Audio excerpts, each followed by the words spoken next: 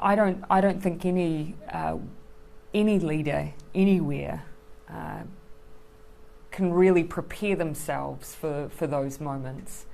But it's fair to say I happen to be, though, the Prime Minister of a particularly peaceful nation, an inclusive nation, a place where 200 ethnicities and 160 languages are spoken. We pride ourselves on being well known as a welcoming place. In fact, the terrorist who brought this act to New Zealand chose us for this terrorist act because we are all of those things. And so shock was of course my immediate reaction. That how could this happen here to us and to this community? I mean, you're pushing for tighter gun controls and Yes. you want to do it as fast as possible. Yes. Where are the gaps? What are the loopholes that need to be plugged to prevent this kind of thing happening? One is very obvious, and that is the availability of military-style semi-automatic weapons in New Zealand. And yes, we have gun use for legitimate purposes, particularly in our rural community, but my view is that they will absolutely support us in tackling the availability of weapons that are very obviously designed to take lives. Is the debate on immigration and migration here perhaps fostering an atmosphere where those abhorrent ideas can flourish? We know that your own party, the Labour Party, wants curbs on immigration. I would push. I'm going to stop you there for a moment. Okay, well, continue. Our announcements that we've made since that we've been in office, probably the most notable of which has been our increase in the refugee quota and accepting in those who need to seek refuge, particularly in the wake of conflicts that are leaving people without safety of a permanent home. We are a welcoming country.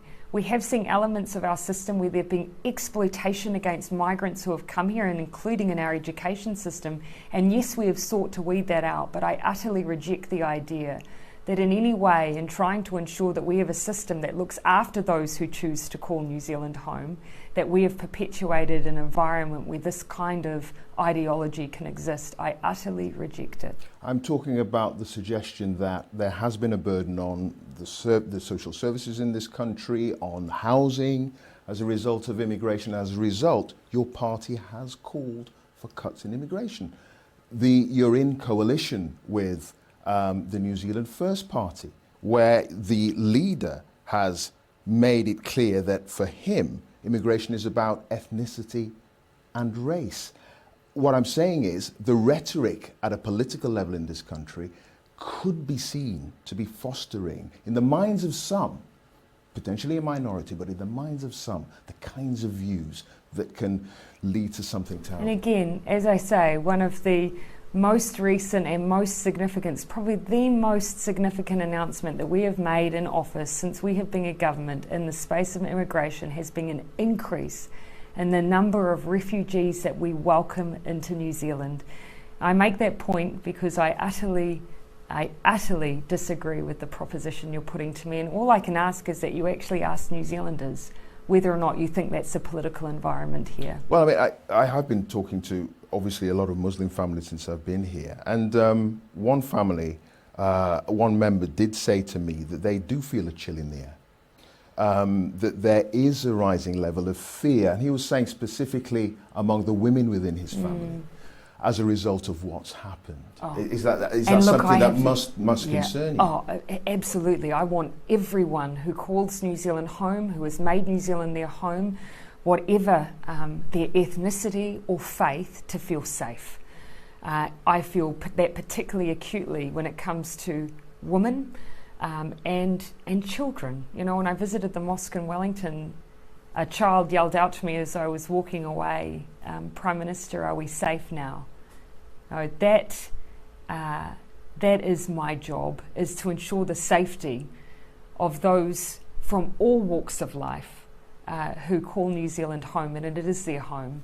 And that is now my role in the coming days, months, weeks, years, however I'm in the privilege of this office, is to ensure that they feel safe and secure and they know this is their home. The vast majority of Muslims that we spoke to agree with that. Yes. No question. Yes.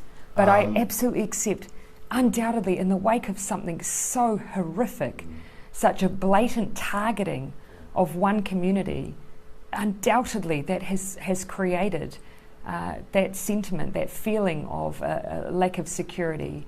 I'm of course pleased that our police have responded and are present during the hours of worship for our mosques, and they will maintain that presence for some time. But my job is to continue to rebuild their faith in that safety, and that's a job for all New Zealanders, to provide that sense of security, and that includes confronting any racism wherever it may exist.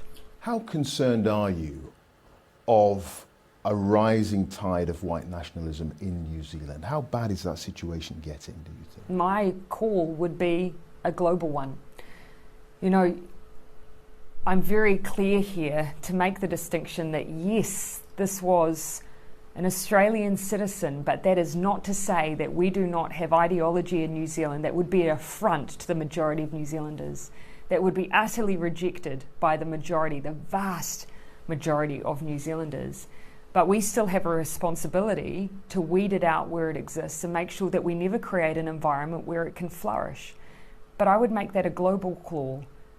What New Zealand experienced here was violence brought against us by someone who grew up and learnt their ideology somewhere else. So actually, if we want to make sure that globally we are a safe and tolerant and inclusive world, we cannot think about this in terms of boundaries. And that's the kind of leadership I think we need to see on this issue. How do you bring this community back together? I would first acknowledge that actually that this was a community that was, by and large, it was already together. My job is to ensure it's not shattered apart. And you're convinced you can succeed in that? Absolutely, because that's what New Zealand is. Okay. Prime Minister, thank you. Thank you.